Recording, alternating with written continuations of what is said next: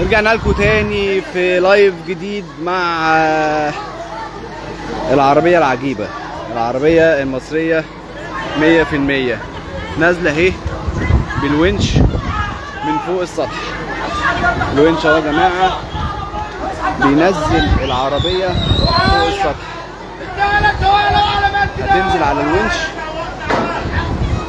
هتنزل على الونش والناس بتساعد من البلكونات، يعني في ناس بتساعد من البلكونات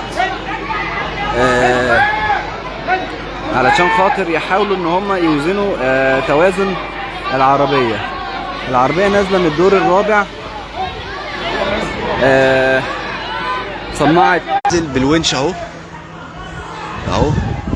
الناس واقفة في البلكونات بيصوروا الحدث ده. اهل القرية كلهم واقفين بيدعموا ابن قريتهم. ناس كتيرة جدا واقفة في الشارع.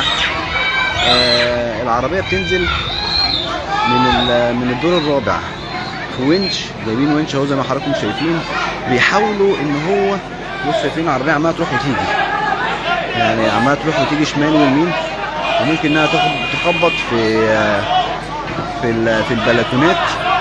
بس هما جايبين لها سلبة بيحاولوا ان هما يظبطوا بيها توازن العربية.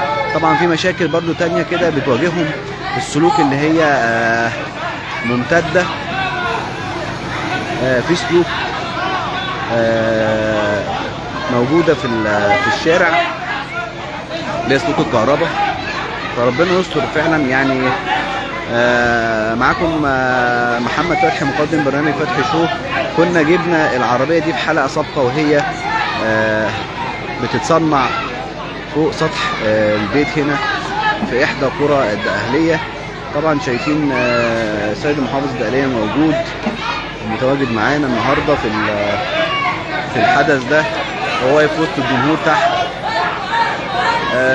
ربنا يسترها، لان فعلا الموضوع يعني انا عايز اقرب لكم كده اوريكم المشهد عامل ازاي.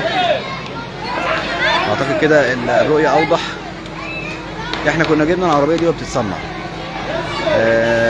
الحاجه الوحيده اللي مش متصنعه في العربيه دي كجهود مصريه هي الموتور.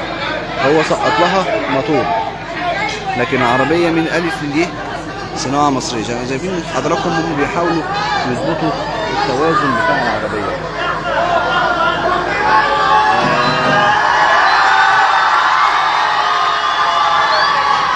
فرحه كبيره قوي اهو، قدروا ان هم ينزلوا العربيه. سامع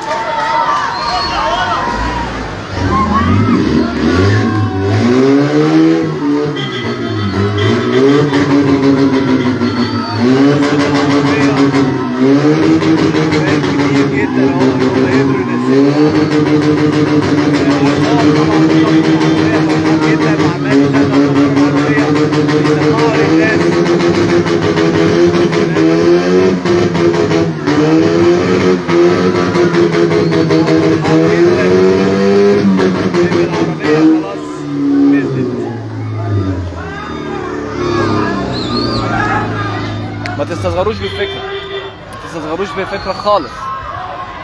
الشاب ده بدأ والفرحة تحت كبيرة قوي. سامعين؟